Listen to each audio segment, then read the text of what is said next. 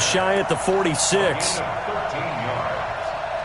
Still just the third quarter, but they've got to make something happen. I think they know that. They're going for it on fourth. They'll indeed go for it. It's Cousins. And he's got Kyle Rudolph. And they're well past midfield, just a yard or two shy of the 40. 12 yards there. First down, Vikings. Cousins now a perfect 8 for 8 to start the second half. Not bad. First and 10. Rudolph on the receiving end from Cousins. And brought down, but not before they're inside the 25. Give them 18 there and give the Vikings a first down. First down, Minnesota. Well, this is how you shake the thoughts of that interception on the last drive. You come out and start this one 4 for 4. And watching him throw it around with that type of confidence reminds me of a guy I played with way back when who told me, I don't care if I throw 10 interceptions in a row. I'm going to stay confident, keep flinging it. I just figured there's something wrong with the football. On first and 10, Cousins. And this one complete to Smith. And he will score. Touchdown, Vikings. Traquan Smith, his 4th touchdown on the year. And the Vikings are able to cut into that deficit. Extra point up and good by Bailey. And that will get them one closer. Bailey now to kick it away after the touchdown.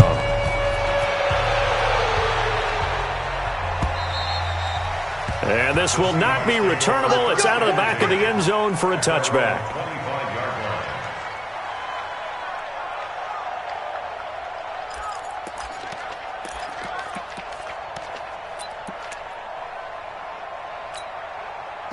Coming to the line here to begin their next drive, the Seahawks offense. And now you've got the clock winding down here in the third quarter. You're 3 scores to the good. What's your approach on this drive? Too early to fully commit to playing the clock game. Yet at the same time, you're also not going pell-mell like you would in 2-minute offense. This is what NFL offenses call 4-minute football. Take the clock out of the game a little bit, wind it down, but at the same time, keep advancing the ball down the field. They'll come up now 2nd and 4 from the 31.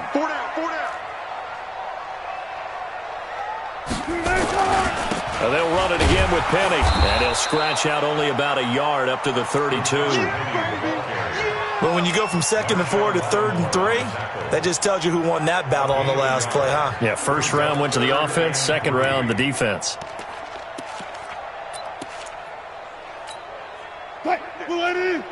Right there, 54 miles. Here we go. They go play action now. Wilson. Open man is Metcalf. He's got it.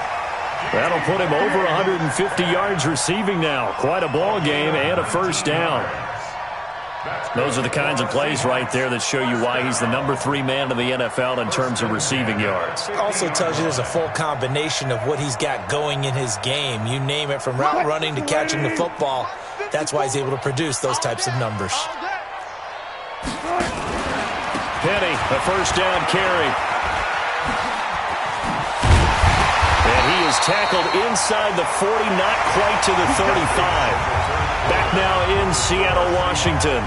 A lot of happy faces in the crowd at this point as their guys have a big lead here to start quarter number 4. So from the 36 now, 1st and 10. Let's go, D. Hey, 0.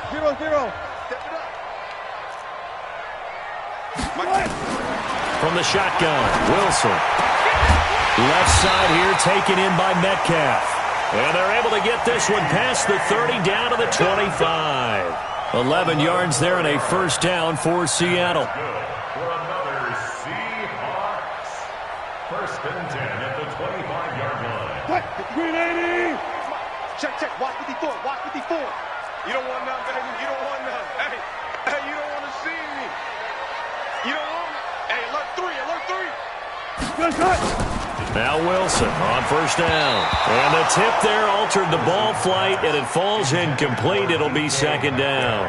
Incomplete. They're still throwing the football here, and obviously the incompletion stops the clock. That's a bad thing. Feels to me like they're just keeping them honest on defense because you know they're going to stack the line of scrimmage and try and stop any type of a running play. Short little passes may work in exchange of running plays. Keep the clock moving, keep them moving. Yeah, I guess you're right. If they can get some first downs, just as good as running the football. No gain on that one as it brings up a 3rd and 10. And the Seahawks on 3rd down. They've hit 2 for 4 thus far. This is 3rd and 10. Out of the gun, here's Wilson. That's complete to Disley, the tight end. Last play, they got stuffed at the line. Different story here, over 20 yards.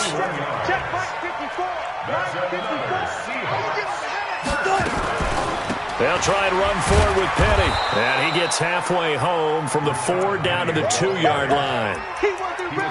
Good first step there defensively, but they're still knocking on the doorstep, so maybe another run here? I think so. One of my favorite coaches used to say, son, if you could darn near lay down near the end zone and get in, give me my best power. End zone caught. Touchdown, Seattle. Russell Wilson now with 4 touchdown passes on the afternoon. And the Seahawks are able to stretch that lead out a bit further.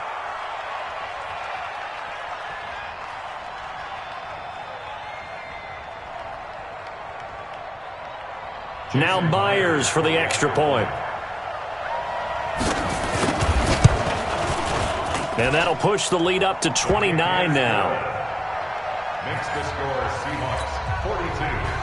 Vikings 13. Out is the kickoff unit as they run up and send this one away. And this will be a touchback as that sails over the end line. At their own 25-yard line. Here are the Vikings now to start their next drive. And they're hoping to redo their efforts in the last drive when they got into the end zone. And just think of what it's like now on the sideline, because when you score a touchdown, you have to... And for a 3rd time tonight, he's intercepted. It's the linebacker, Michael Kendricks. He had his eyes on the end zone. He got close. At least he set the offense up nicely, but he's probably mad he didn't take that one to pay dirt. I agree with you, and you know he's going to get teased because he didn't get it all the way into the end zone. But if they don't score now, if they don't get a touchdown, he won't just get teased. They'll be glaring at him. How'd you not score?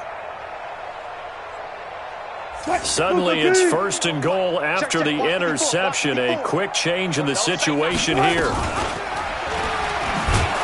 And this is going to result in losing yardage. They're driven back to the 8-yard line. It's a loss of 5 there, bringing up 2nd. I don't think there's any doubt that if it's me, I'd be really cautious about continuing to call this play because you got to know, defenders, if they get a free shot at the QB, they want to take it, and they want to take it big. And they got it there on the option play for a loss.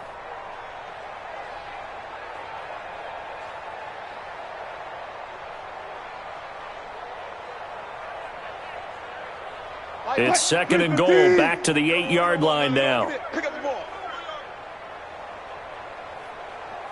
Mike 42, Mike 42. Here we go. Wilson. And this is going to be intercepted. Mackenzie Alexander with a pick. And a big turnover there as his guys will get the football back. Now they get a 4th quarter pick. A little something to hang their hat on, I guess. Okay, so let's face it, though. Who's happy about this play? Fantasy guys, right? Yeah. The analytics will tell you one thing or another. That's a bad play on one hand, a good play on the other. But it's all about the fantasy points here. Yeah, because this ball game is over. Here's a throw, complete right side to start things out. And he's going to get this one across the 30-yard line. 12 yards there, 1st down Vikings. 1st down Vikings. Hard to believe his first catch of the game defensively. They bottled him up. That's why they're well on their way to victory. Put your best cover guy on him and then change the coverages behind him throughout the game. Brackets, double, zone, man, you name it. Make sure he gets a lot of angles. And he'll be taken down, but not before they work it across midfield. An excellent pickup of 20 yards. 1st down. Here's Cousins. And that'll be knocked away. It's incomplete. The linebacker, Bobby Wagner, able to get back in coverage and knock it free. Just nothing there again. He's been sacked multiple times. We've seen the interceptions, of course. He's really been through the ringer, hasn't he? And what we've seen is a defense that's well coordinated. The front and the back really in sync. The front putting on the pressure. The backside being ball hawks and picking passes off. He'll let it go deep for Beckham. And this one taken in on the right sideline, but not in the field of play. They say it's incomplete. The throw led him a little too far. It brings up third down. And 10 yards to go. The Vikings on third down. Just 1 for 5 to this point. This is 3rd and 10. To the air again. It's Cousins. Nowhere to escape, and he goes down. So if we recount real quick, he had the touchdown earlier, and now he comes up with the sack here. No doubt about it, he's having himself a game.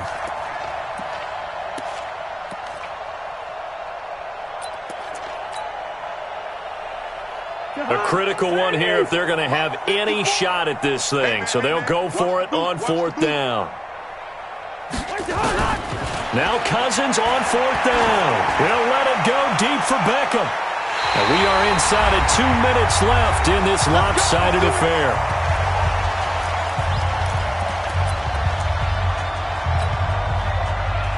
So it's Seahawk football as we march toward a conclusion. And let's see what they've come up with offensively after having time to talk it over. Oh, what a juke into space. 20. And they are going to score again. Yet another touchdown as they just add to their totals. And, my friend, I think it's safe to say that this game is pretty much deceased at this point.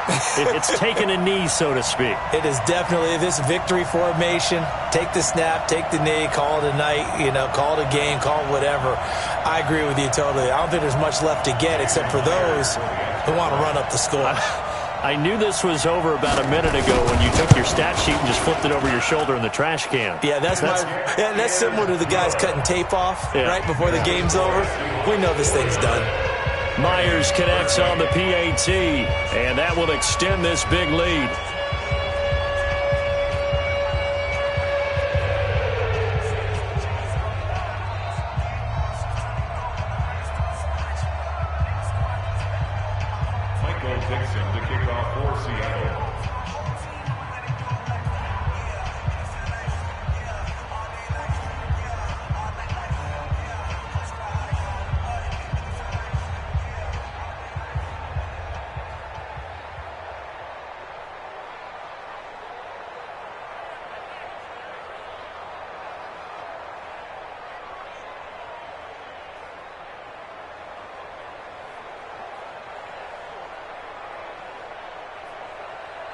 The kickoff team on the field now as they will send this one away.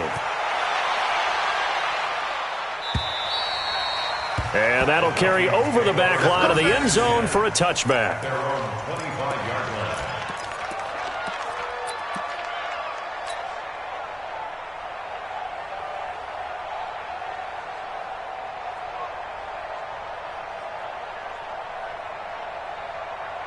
Here are the Vikings now to start their next drive. They are just obviously getting shellacked here in this one, Charles. What's the message if you're a coach for this final drive in a lopsided game like this? For a lot of coaches, be honest, don't forget today. Don't forget what has happened out here. Use that as ammo going forward. Exactly. Take a great look at that scoreboard. Realize how poorly everything went for us today. Coaching, playing, the whole deal.